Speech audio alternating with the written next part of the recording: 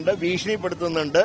ചില യൂട്യൂബ് ചാനലുകാരെ വിലക്കെടുത്ത് ഇവർ അധിക്ഷേപിക്കുന്നുണ്ട്. പക്ഷെ അതുകൊണ്ടൊന്നും തന്നെ ഈ സമരം അവസാനിക്കില്ല.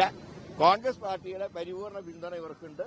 ഈ സമരം വിജയിക്കും. അതിന് ഉള്ള അവരുടെ പ്രവർത്തനങ്ങളിൽ പാർട്ടിയും ജനങ്ങളും അവരോടൊപ്പം. മാത്രമല്ല, ഉള്ള ഓണറേറിയം തന്നെ മര്യാദയ്ക്ക് കൊടുക്കുന്നില്ല. 2 മാസം കൊടുക്കുമെന്ന് പറഞ്ഞു. പക്ഷെ 1 മാസം പോലും ഇപ്പോഴും കുടിശ്ശിക കൊടുത്തിട്ടില്ല. അതുകൊണ്ട് മാത്രമല്ല, 7,000 രൂപ എന്ന് പറഞ്ഞാൽ ഇന്ന് ജീവിക്കാൻ കഴിയാത്തൊരവസ്ഥയാണ്. അതുകൊണ്ടാണ് ഈ 24,000 രൂപയെങ്കിലും ചോദിക്കുന്നത്. അത് ആ മാന്യമായിട്ടുള്ള സഹായം അവർക്ക് നൽകണം. ഈ ഫീൽഡിൽ ജീവൻ പണയം വെച്ച് പണിയെടുക്കുന്ന ആശാ വർക്കർമാരെ ഒരിക്കലും ദ്രോഹിക്കുന്ന സമീപനം ഒരു ജനാധിപത്യ സർക്കാരിൽ നിന്നും ഉണ്ടാവാൻ പാടില്ല. തരൂരിന്റെ വിഷയമൊന്നും ഇപ്പം അത്ര ഗൗരവമുള്ളതല്ല. അതിനെക്കുറിച്ച് പാർട്ടി അഭിപ്രായം പറഞ്ഞിട്ടുണ്ട്. അതൊരു ചർച്ചയിലേക്ക് പോകേണ്ട കാര്യമില്ല. പക്ഷെ ഒരു കാര്യം ഞാൻ പറയാം, ഞങ്ങളുടെ പാർട്ടിയിലുള്ള ആളുകളെ സനാഥരാക്കാൻ ഇപ്പം ആരും ഇറങ്ങേണ്ട ആവശ്യമൊന്നുമില്ല. സ്വന്തം പ്രസ്ഥാനത്തിന് വേണ്ടി പ്രവർത്തിച്ച ഒരു നേതാവിനെ 51 വെട്ടുവെട്ടി കൊന്നവര് ഞങ്ങളുടെ പാർട്ടിക്കാരെ രക്ഷിക്കാൻ വരണ്ട. ഞങ്ങളുടെ കാര്യം ഞങ്ങൾ നോക്കിക്കോളാം. സ്വന്തം പാർട്ടിക്കാരുടെ കാര്യം നോക്കിയാൽ മതി.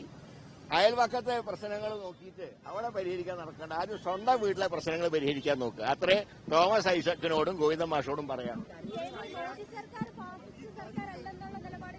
അതാ പറഞ്ഞത്. അതാണല്ലേ അവരുടെ ബന്ധം. കേന്ദ്രം ഭരിക്കുന്ന മോഡി സർക്കാർ ഫാസിസ്റ്റ് സർക്കാരല്ല എന്ന് പറഞ്ഞ ഏക BJP ഇതര മുഖ്യമന്ത്രി പിണറായി വിജയൻ. അതായത് നരേന്ദ്രമോദി ഫാസിസ്റ്റ് അല്ല എന്ന് പറയുന്ന ആരാ? പിണറായി വിജയൻ. അപ്പൊ ഇവര് തമ്മിലുള്ള ബന്ധം മനസ്സിലായല്ലോ. അതാണ് ഇവര് തമ്മിലുള്ള ബന്ധം ഞങ്ങൾ പറയുന്നത്. ഈ ബന്ധം ഇവിടം കൊണ്ട് അവസാനിക്കില്ല. ഞങ്ങൾക്ക് അടുത്ത ഇലക്ഷൻ ഈ ബന്ധം ഉണ്ടാവും. അതിനെ ഞങ്ങൾ പൊളിക്കും, സംശയമൊന്നുമില്ല.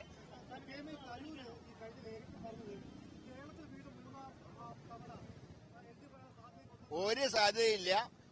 കാരണം 3ാം പിണറായി സർക്കാർ എന്നത് ഒരിക്കലും സംഭവിക്കാത്ത കാര്യമാണ്. നിലം തൊടില്ല ഇടതുപക്ഷം.